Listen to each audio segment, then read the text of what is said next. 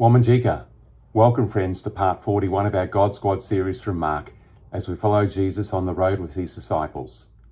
Thanks for joining us today, and I hope you're enjoying your journey with us through Mark's Gospel.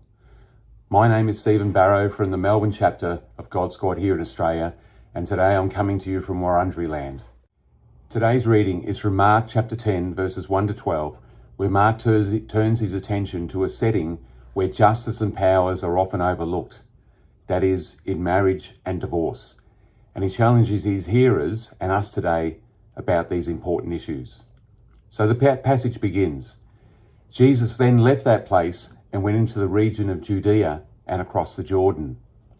We see straight away that Jesus continues his journey south to Judea and is slowly making his way to Jerusalem and to the cross. Again, crowds came to him, as was his custom, and he taught them. Some Pharisees came and tested him by asking, "Is it lawful for a man to divorce his wife?" Jesus replied, "What did Moses command you?" They said, "Moses permitted a man to win a divorce, to write a divorce certificate and send her away." Jesus replied to them, "It was because of your hardness of hearts that Moses wrote this law. But at the beginning of creation, God made them male and female. For this reason, a man will leave his father and mother and be united to his wife, and the two will become one flesh. So they are no longer two, but one flesh. Therefore, what God has joined together, let no one separate." We see here straight away that the Pharisees looked to trap Jesus. The passage says that they tested him. And as we know, this is not the first time this has happened, and provides context into how Jesus responds. I love the fact that Jesus does not answer their question at face value, but goes to the heart of their hypocrisy and calls it for what it is. This time it's not about the morality of divorce, but about what constitutes legal grounds for a man to dismiss his wife. Some background information from historians may help here. A certificate of divorce was called a get. This terminated the marriage and made it possible for the woman to remarry. The certificate read, "You are free to marry any man."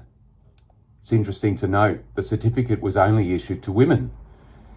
Back in the day, remarriage was not an issue for men because they could marry more than one woman in the culture of the day. Hardly what some would see as the traditional view of marriage. Commentators tell us that the issue of divorce and adultery was strongly debated between the two great rabbinic schools of the time, the Hillel and the Shammai. The more conservative school, the Shammai, argued that only adultery was an acceptable reason for divorce. Yet the school of Hillel argued that almost anything could be considered objectionable, such as burning the pot roast or forgetting to put the rubbish out. But here Jesus refused to enter into this legalistic debate. And we see this pattern often with Jesus. He sees through what the Pharisees are trying to do. He sees past their hard-hearted legalism, and in contrast to them, he responds out of compassion and love, especially for the powerless, the little ones, and those excluded by the powerful. We see this with Jesus. Almost always the heart of his conflicts throughout the Gospels with the Pharisees are around Jesus responding with compassion and justice, rather than the legalism of the Pharisees. This is a great model for us today. How often are our debates with others about our need to be right and not seeing people as valued children of God? Remember Smitty's saying, Jesus was more interested in orthopraxis, that is the right way of treating people, while the Pharisees were more interested in orthodoxy, having the right theology, often at the expense of the most vulnerable. So the question that brings up straight away is, what drives us today?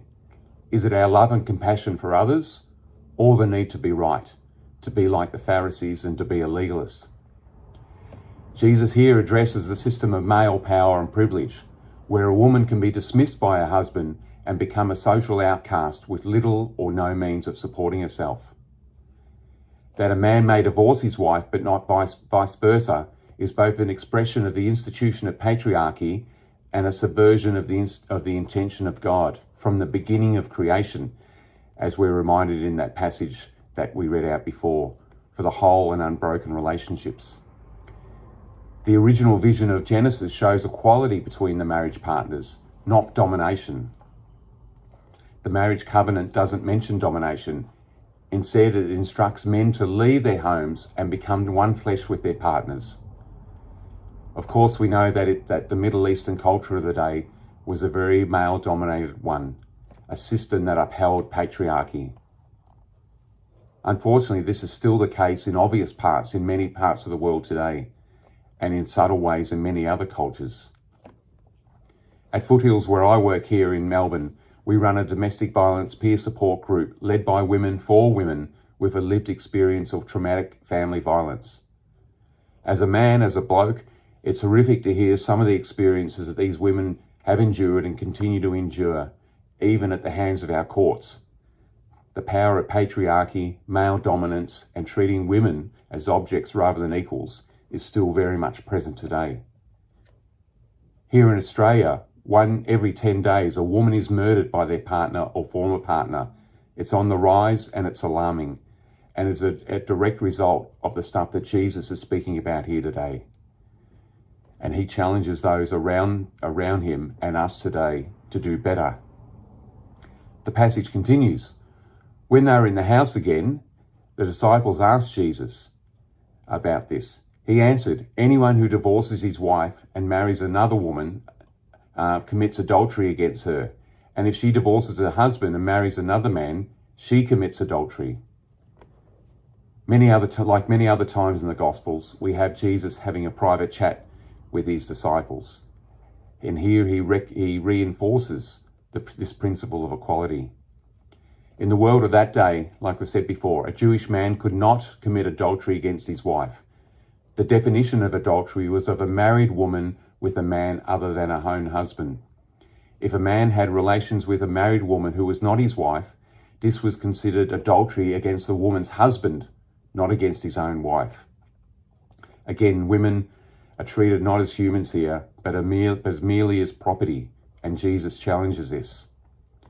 So in a strong defense of women, Jesus says that a man who divorces and remarries not only goes against God's original plan, but also commits adultery against his first wife. Also, Jesus challenges Jewish law by saying that a woman could divorce her husband, which was allowed under Greco-Roman law, but not Jewish law. Jesus then goes on to talk about the connection that this has with children, who are the vulnerable ones in broken relationships. And we'll hear Sean speak to this next week, with children and women bearing the brunt of broken relationships. So what does this mean for us today? We all need to recognise here the tragedy of divorce, of fractured relationships, of the one flesh being broken. As a minister, I love being able to perform marriages, and I've had the real privilege of conducting over 50 of them in different settings. I conducted one a couple of weeks ago, and I love the look of joy in the eyes of the couple on their day as they make public their vows and commitments to each other. It's a real honour to walk with couples in this way and to hear their love and commitment to each other in front of their friends and family. On those days, no one plans for their relationships to end, and we know that relationships need to be worked on. It takes commitment and hard work. Later this month, Helen and I will celebrate our 37th wedding anniversary. There have been many highs and lows.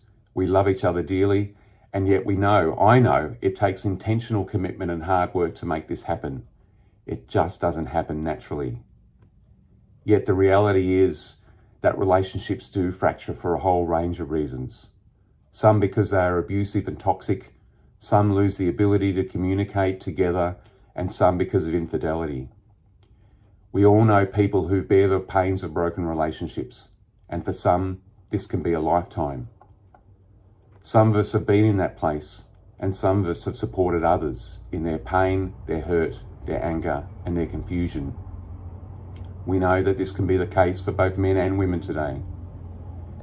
It's not the ideal, but it's also not the end of the story, as we follow a God who longs to restore us with healing, forgiveness, and wholeness, and hopefully we can have the ability to enter into new relationships with some lessons learnt and seeing each other as equals together.